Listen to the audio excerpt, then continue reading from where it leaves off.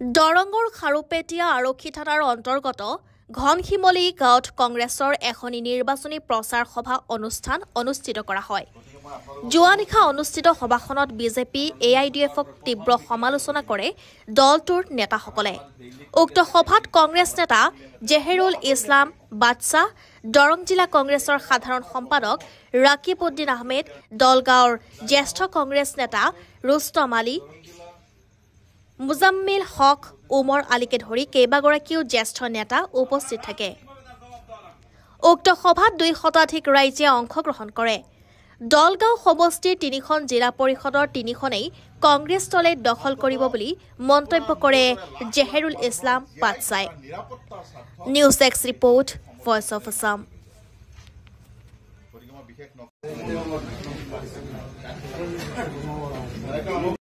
আসসালামু আলাইকুম। মোৰ নাম সালমা সুলতানা, কাউন্সিলৰ পদৰ বাবে প্ৰাৰ্থীদাৰ হৈছোঁ।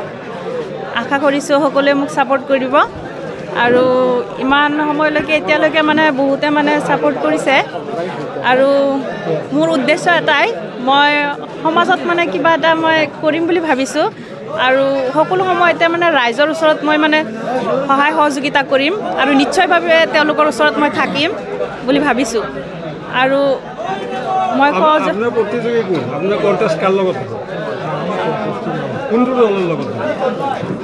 AIDF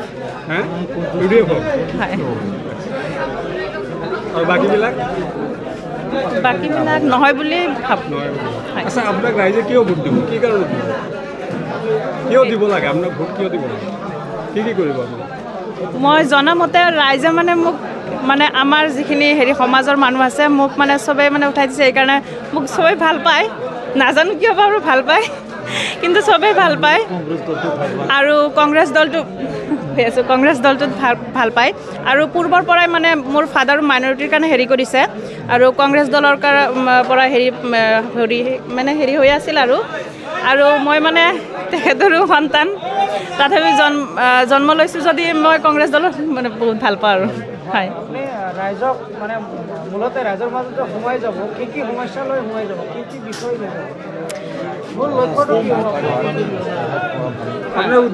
মই আমাৰ ইয়াতে কি এটা অসুবিধা আছে, ৰাস্তা ঘাটৰ বহুত অসুবিধা হৈ আছে আৰু এটা আছে পানীৰ অসুবিধা। মই ভাবোঁ যে ইয়াতে পানীৰ এটা অসুবিধা কৰি দিলে বহুত ভাল হয় আৰু যাতায়াতৰ বাবে ৰাস্তাত যিখিনি অসুবিধা হৈ থাকে সেইখিনি যাতে উন্নত হয় আৰু শিক্ষা দীক্ষাৰ ক্ষেত্ৰত উন্নত হ'ব লাগে। আমাৰ গাঁওখন বহুত পিছপৰা।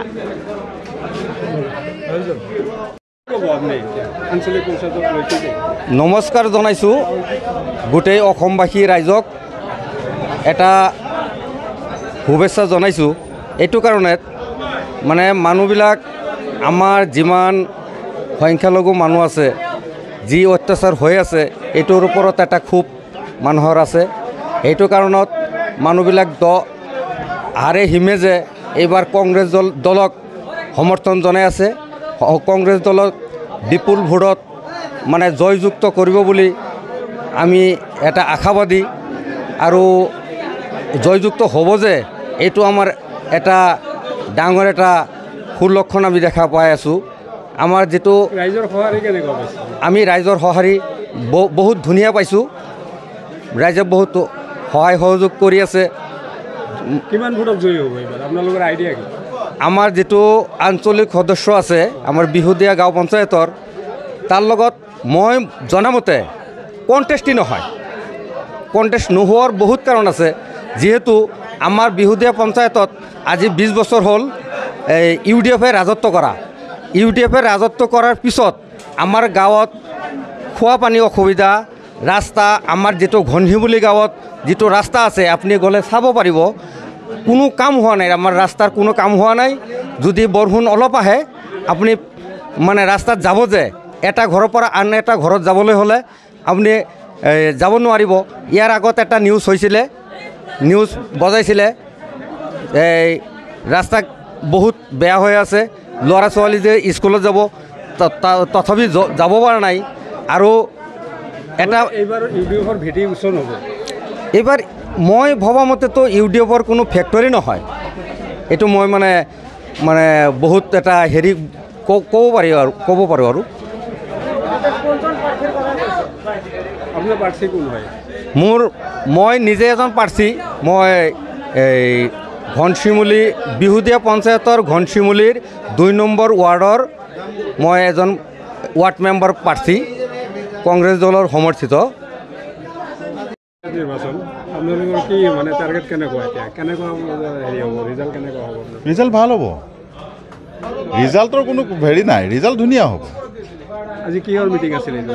আজি আমাৰ নিৰ্বাচনৰ বিহুদীয়া গাঁও পঞ্চায়তৰ প্ৰথমখন বৈঠক আছিল আৰু বৈঠকত আপোনালোকে দেখিছে ৰাইজৰ সঁহাৰিটো দেখিছে, আপোনালোকে ৰাইজৰ উৎসাহ দেখিছে, মানুহৰ মুখবোৰ চাওকচোন কিমান উজ্জ্বল।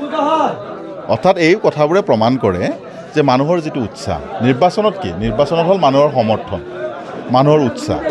এটা নিৰ্বাচনত চোৱা যায় এই বিষয়বোৰ। গতিকে মানুহৰ উৎসাহ, জনতাই যিহেতু জনাৰ্দন, মানুহৰ উৎসাহ, মানুহৰ মুখবোৰ, মানুহৰ ধাউতি, এই কথাবোৰে প্ৰমাণ কৰে যে এই নিৰ্বাচনত কংগ্ৰেছ দলৰ ফলাফল দৰং জিলাত দলগাঁও সমষ্টিত যথেষ্ট ভাল হ'ব, যথেষ্ট ভাল হ'ব। ইয়াত বিভিন্নজনে বিভিন্ন কথা কৈ আছে। আজি আমাৰ দুৰ্ভাগ্যজনকভাৱে এটা জিলা পৰিষদৰ কেণ্ডিডেট আমাৰ ৰিজেক্ট হৈ গ'ল। সেইটোত আমাৰ আফচোচ। ফৰ্ম ফিল আপত কিছু বিসংগতি থকাৰ কাৰণে সেইটো ৰিজেক্ট হৈ গ'ল, তাৰ কাৰণে আমাৰ আফচোচ। কিন্তু সেইটো আমি জিকাৰ 100% আমাৰ নিশ্চিত আছে। বাকী যি 3টা জিলা পৰিষদ আছে, এই 3টাতো কোনো কণ্টেষ্টেই নাই, সুন্দৰভাৱে ওলাই যাব। কাউন্সিলাৰ যিমানবোৰ আছে, এই কাউন্সিলাৰ এটা বস্তু লক্ষ্য কৰিছে নাই আপুনি, যে হয় আজি আপুনি মোক যিটো সুধিছে বা সুধিব যে কংগ্ৰেছ দলৰ ইমান মানে টিকেট লৈ পেলাই ইমান মাৰামাৰি অমুক তমুক কিবা কিবি, এই কথাটো মই এটাই কথাই ক'ম, দলৰ তাৰমানে ভাল দিন কাৰণেই মানুহবোৰে ইমান টিকেটক লৈ হেতাপুৰা লাগিছে। কিন্তু ইয়াৰ মাজত কিছু বিক্ষিপ্ত কথাও হৈছে। এই কথাবোৰ এতিয়া নিৰ্বাচনক লৈ পেলাই গুৰুত্ব দিব লাগে, এই কথাবোৰ আওকাণ কৰিব লাগে। প্ৰথম কথাটো এই কথাবোৰ আওকাণ কৰিব লাগে। পোৱা নোপোৱাৰ ক্ষোভ মানুহৰ থাকিব, যিহেতু প্ৰতিজন দলৰ একোজন নিষ্ঠাবান কৰ্মী দলৰ হৈ কাম কৰিছে, সকলোৱে নিৰ্বাচনত প্ৰতিদ্বন্দ্বিতা কৰিব বিচাৰে। তেওঁলোকৰ আশা আকাংক্ষাও আছিল, হয়তো কোনোবাই পাইছে, কোনোবাই পোৱা নাই। পোৱাখিনিও আমাৰ মাজৰে, নোপোৱাখিনিও আমাৰ মাজৰে। হয়তো আজি কাৰোবাৰ টাৰ্ণ আহিছে, কালি আকৌ বেলেগৰ টাৰ্ণ আহিব। গতিকে পোৱা নোপোৱাৰ মাজত এইবোৰ থাকে। যিখিনিয়ে পাইছে তেওঁলোকলৈকে শুভেচ্ছা আছে, আৰু যিসকলে নাপাই পেলাই মন বেয়া কৰিছে তেওঁলোকলৈও অনুৰোধ আছে যে আহক আমি সকলোৱে একেলগে দলৰ কাম কৰোঁ। দলটো শক্তিশালী হৈ থাকিলে অনাগত সময়ত আপুনি আকৌ, আজি কোনোবা বেলেগে সুবিধা পাইছে, কালি আপুনি পাব। গতিকে এই খং ক্ষোভবোৰ এৰি আমি সকলোৱে একলগ হৈ দলৰ স্বাৰ্থত কাম কৰিব লাগিব, দলটোক আগুৱাই লৈ যাব লাগিব। আৰু সদৌ শেষত পুনৰবাৰ দোহাৰিম যে দৰং জিলাৰ ভিতৰত দলগাঁও সমষ্টিত এইবাৰ কংগ্ৰেছ দলৰ মানে সাংঘাতিক ধৰণৰ এক বিজয় হ'ব। এটা ধনৰ লেনদেনৰ অভিযোগ উঠিছে, মই আপোনাক সেইকাৰণে কথাখিনি আগতেই ক্লিয়াৰ কৰি দিলোঁ। বিভিন্ন সময়ত বিভিন্ন অভিযোগবোৰ আহিছে, আৰু অভিযোগবোৰ আমি লক্ষ্য কৰিছোঁ যিসকলে দল এৰি গুচি গৈছে তেওঁলোকে খুব বেছিকৈ অভিযোগবোৰ দিছে। যদি কোনোবাখিনিত লেনদেন হৈছে তেতিয়াহ'লে দলীয় ইনকুৱাৰী হ'ব। দলীয় ইনকুৱাৰীৰ ভিতৰত সেইবোৰ দলৰ ঊৰ্ধ্বতম কৰ্তৃপক্ষই নিশ্চিতভাৱে ডিচিপ্লিনাৰী কমিটি আছে, তেওঁলোকে একশ্যন ল'ব। বাকী যিবোৰ কথা আছে, কিছুমান দেখিছোঁ বিভিন্ন মানে বেচলেছ কথাও বহুতে কৈছে। এই বেচলেছ কথাবোৰ কৈ দল এটাক হেয় প্ৰতিপন্ন কৰিব নালাগে। মই আগতেই কৈছোঁ যে পোৱা নোপোৱাক লৈ বহুতৰ খংক্ষোভ আছে। যিসকলে পোৱা নাই তেওঁলোকৰ প্ৰতিও আমাৰ ভাল ভাৱ আছে, তেওঁলোকৰ প্ৰতিও আমাৰ অন্তৰত আমিও হয়তো কোনোবাখিনিত অলপমান পাইছোঁ যে কোনোবাই হয়তো পাব লাগিছিল, পোৱা নাই, তেওঁলোকৰ প্ৰতিও আমাৰ দুখ আছে। গতিকে সকলোকে অনুৰোধ জনাম যে এই কথাবোৰ আওকাণ কৰি পেলাই আহক আমি সকলোৱে একলগ হৈ পেলাই দলটোৰ স্বাৰ্থত, আজিৰ ভাৰতবৰ্ষৰ যিটো ৰাজনৈতিক প্ৰেক্ষাপট, অসমৰ যিটো ৰাজনৈতিক প্ৰেক্ষাপট, এই ৰাজনৈতিক প্ৰেক্ষাপটত সাম্প্ৰদায়িক বিজেপি দলক প্ৰতিহত কেনেকৈ কৰিব পৰা যায়, এই বিজেপি দলক উৎখাত কৰি পেলাই ভাৰতবৰ্ষত এখন সুস্থিৰ চৰকাৰ, যিখন চৰকাৰে সকলোকে লগত লৈ পেলাই হিন্দু, মুছলমান, শিখ, জৈন যিমান আছে, যিমান জাতি জনগোষ্ঠী ভাষা সংস্কৃতি আছে, সকলোকে লৈ পেলাই এক সুস্থিৰ চৰকাৰ গঠন কৰি সকলোকে প্ৰতিনিধিত্ব কৰাৰ সুযোগ দিয়া কংগ্ৰেছ দল, এই দলটোক সকলোৱে আগুৱাই লৈ যাব লাগিব। কংগ্ৰেছ দল শক্তিশালী হৈ থাকিলেহে ভাৰতবৰ্ষত প্ৰতিটো জাতি জনগোষ্ঠীৰ স্বাৰ্থ সুৰক্ষিত হৈ থাকে। কংগ্ৰেছৰ লগত দলগাঁও সমষ্টিত প্ৰতিদ্বন্দ্বী কোন আপোনালোকৰ কণ্টেষ্ট কাৰ লগত? এই মুহূৰ্তত মই তেনেকৈ দেখা নাই।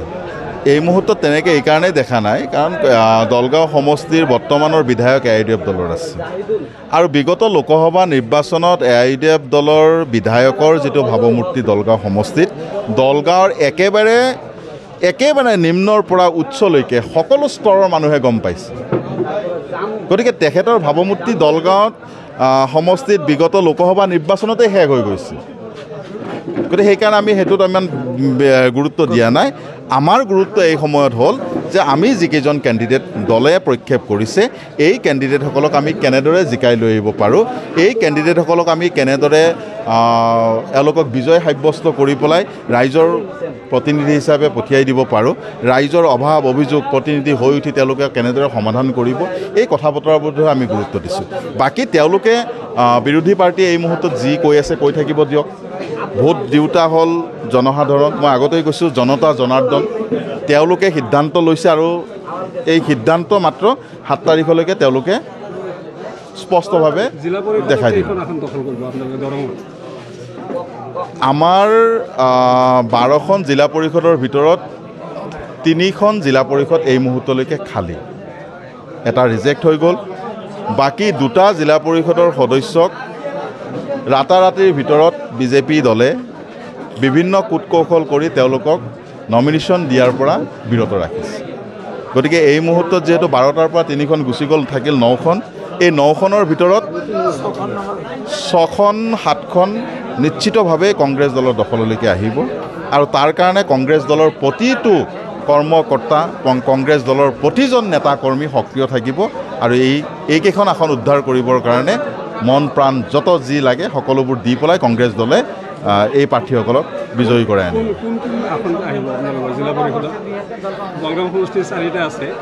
এটাটো ৰিজেক্ট হৈ গ'ল, এটা ৰিজেক্ট হ'ল, বাকী 3টাই আহিব, 3টাই আহিব, নিশ্চিতভাৱে 3টা আহিব।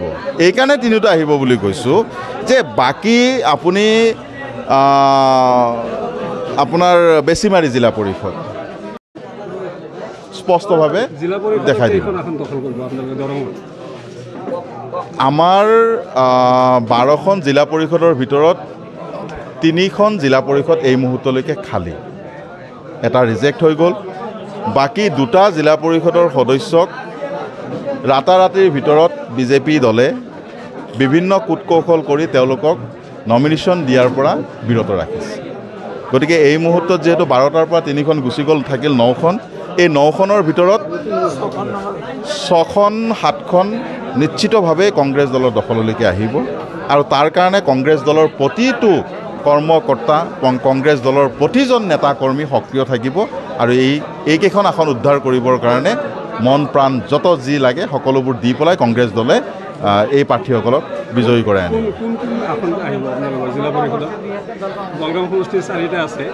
এটাটো ৰিজেক্ট হৈ গ'ল, এটা ৰিজেক্ট হ'ল, বাকী 3টাই আহিব, 3টাই আহিব, নিশ্চিতভাৱে 3টা আহিব। এইকাৰণে 3টা আহিব বুলি কৈছোঁ যে বাকী আপুনি আপোনাৰ বেছিমাৰি জিলা পৰিষদ বা বিহুদিয়া জিলা পৰিষদ, এই 2খন জিলা পৰিষদৰ যিজন কেণ্ডিডেট আছে এওঁলোকৰ প্ৰতি মানুহৰ খং খুব আগৰ পৰাই আছে আৰু তাৰ বহিঃপ্ৰকাশ এই নিৰ্বাচনত ঘটিব। বিভিন্ন ধৰণৰ ৰাইজৰ কথা বতৰা হ'ল যে এই দুজন, বিশেষকৈ মই এই দুজনৰ কথা কৈছোঁ, এই দুজনৰ অতিষ্ঠ দলগাঁওবাসী ৰাইজ যথেষ্ট অতিষ্ঠ হৈ গৈছে।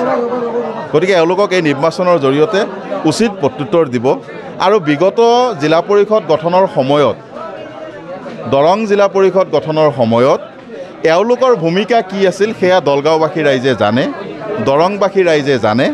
গতিকে তেওঁলোকে সেই সময়ত যিটো ভূমিকা গ্ৰহণ কৰিছিল সেই প্ৰত্যুত্তৰ দলগাঁওবাসী ৰাইজে এই নিৰ্বাচনত সুন্দৰভাৱে দি পেলাই তেওঁলোকক ৰাজনৈতিক সিদ্ধান্ত যি দিব লগা আছে দি পঠিয়াই দিব।